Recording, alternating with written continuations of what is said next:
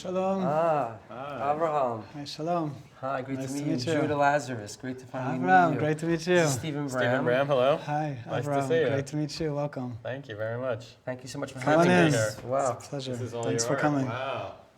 Oh, I love that. Here we have the 4 letters of Shem Hashem, right? Yud and Hey and Vav and Hey. Right. And there's 12 possible combinations for writing the 4 letters. And then we have here all 12 of the possible combinations. Oh, fantastic. So we learned that the 12 combinations, they connect to the 12 months of the year, and also the 12 hours of the day, 12 hours of the night, the 12 tribes. It's learned as a whole cycle of spiritual development that's learned about in the Kabbalah. Yeah, so this picture here is connected to Rosh Hashanah. So on Rosh Hashanah, right, we blow the shofar. We blow 4 different sounds, but during the entire day we blow a total of 100 sounds. And, right, the pattern of the sounds is a very particular pattern passed down to us since ancient times. And we learn in the Kabbalah that the pattern of the 100 sounds is a very deep map of a person's inner spiritual development. So on the bottom row, the white line here represents the first sound of tekiah, right, the single sound, like the do. The next line, if you see, is divided into 3, like this. Represents the shvarim, which is like the do, do, do. The next line is divided into 9, represents the trua, like the do, do, do, do, do, do, do, do, do, do. And it's mapping like this to the pattern of the 100 sounds. Huh. And in the deeper teachings of the Kabbalah, we learn very, very deep things from this pattern, very deep aspects of a person's inner spiritual development.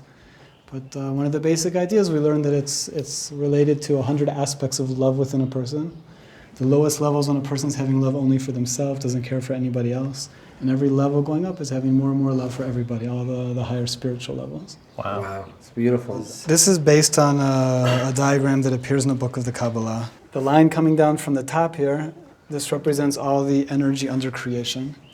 And we learned that the energy under creation is in a state of complete unconditional love, always giving all the time. This place over here that's half light and half dark, this represents the part of a person that's thinking, if it's good for me, I'll do it. If it's bad for me, I won't.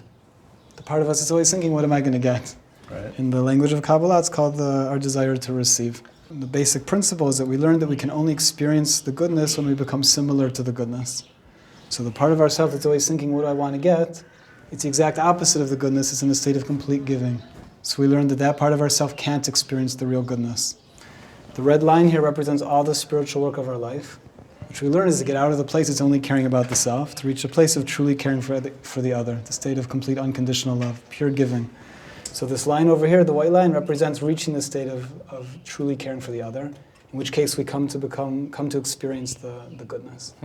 It's super deep, but it's also very simple, isn't it? It's a very simple idea. To try to actually put into practice is Right. That's the very hard part. difficult. Right. What does this one mean? So this is a verse from the Torah. It's written here, Ein od milvado, which you can translate, there is nothing but God. We learn in the Kabbalah that absolutely nothing in our life is a coincidence. Right? We learn that there's not one thing in the entire world that's happening by chance. We learn that everything we're going through in our lives, even the problems, the troubles, the difficulties, we learn that every single thing's happening for a very exacting divine reason. The hardest thing for anyone to realize in their life, that even all the troubles and problems we're going through is all part of infinite goodness becoming revealed. It's hard to know that it's for a reason. Yeah, so it's... And what the reason is.